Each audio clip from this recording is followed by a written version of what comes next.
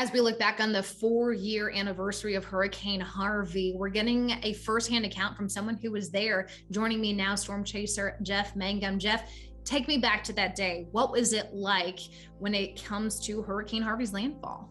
The night before landfall, I left Austin at about 5 o'clock.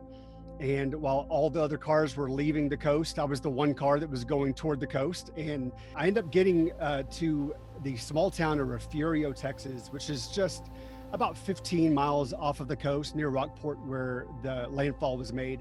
But this storm hit at night. And so that was ominous in itself, but it was moving at 7 to 10 miles an hour, which means it just was just inching along. Found myself at a Burger King and Shell station. Pretty soon, parts of the Shell station are slowly coming off. And at that point, you're just trying to situate yourself in a place where you're not going to get hit by structures. I ended up being in the eye wall, which is the worst part of the storm, for 11 straight hours. The eye actually never completely got to Refugio.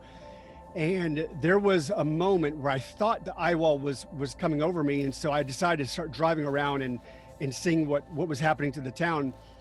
I pulled up to document some minor flooding that was going on. And all of a sudden there's a pounding on my door. And I look over and there's a man, he just has jeans on, no shirt, no shoes. And obviously it wasn't a time for me to have a meet and greet. So I opened the door and just let him in. And his house had just gotten completely swept off by the winds. And so it took us about 20 minutes to get 1 mile because of all the trees that were down, and there was flooding already occurring. And by the time we got to the hotel, the second story of that hotel was gone. It's one thing to show up and document a storm. It's another to have an encounter with someone who lives there, knowing that this storm has exponentially changed the course of their life. The daylight came, and still getting hurricane force winds. I thought I would never get out of that. But then the rains really started pounding, and it was really difficult for me to get out of Refugio. I tried 3 different roads. All were already flooded.